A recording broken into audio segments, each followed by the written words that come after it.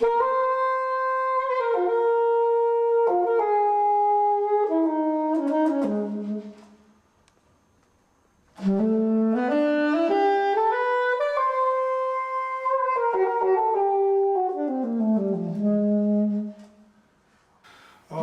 me as a musician, I find improvisational form as the most enjoyable and the most productive form of musical activity for musicians, definitely, for those who compose, for those who want to add new ideas.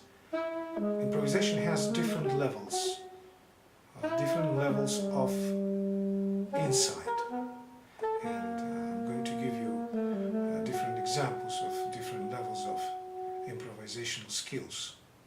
The most enjoyable form of improvisation for me is free improvisation or preluding. This is because the most interesting and unprejudiced, I would say unconditioned ideas come from this type of musical activity. And those composers and jazz musicians who practice that know and understand what I'm talking about. There are basically three forms of improvisation: conditioned, or improvisation in style, revolutionary, and free form. Conditioned, as we already know by the word, is based on particular language that improviser learns.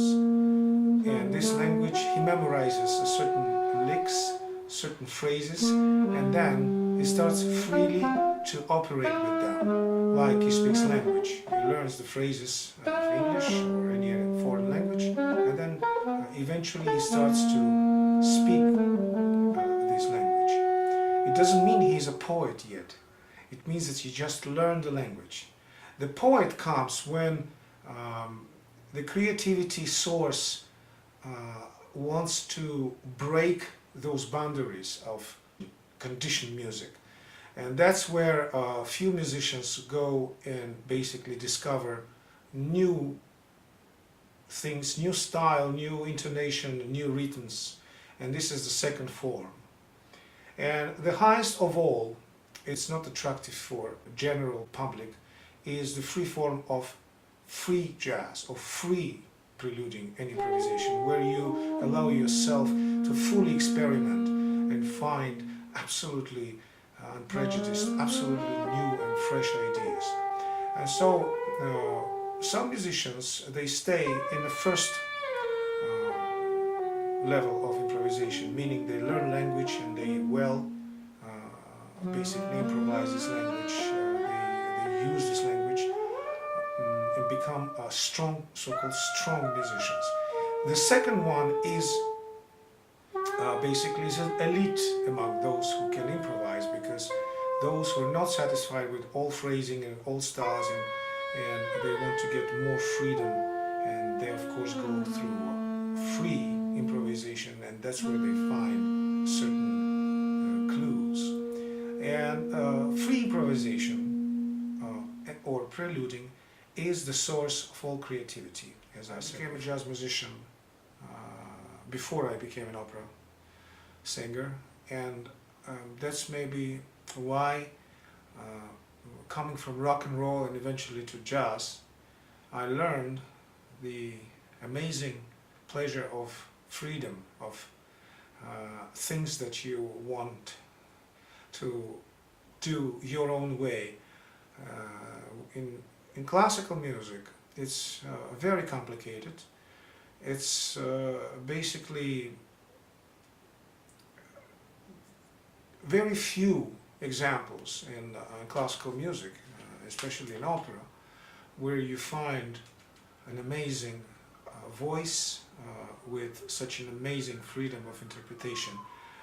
Example comes to mind as Maria Callas, for example, and Shaliapin. Those musicians really were geniuses. And in classical music, you see, you have to be in a very, very strict boundaries in conditioning. You cannot really go free the way you can do it in jazz.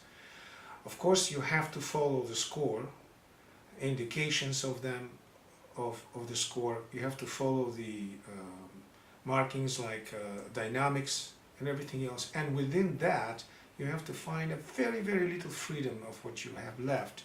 And it's very difficult. That's why most of the, and I said the majority of classical musicians, and I mean musicians who have career and even famous musicians, they still don't have, unfortunately, this freedom, like Vladimir Horowitz, for example.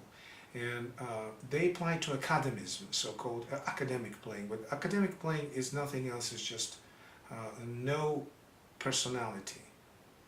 It's just good technique, good sound, and just following the score, which is, for me, is the end of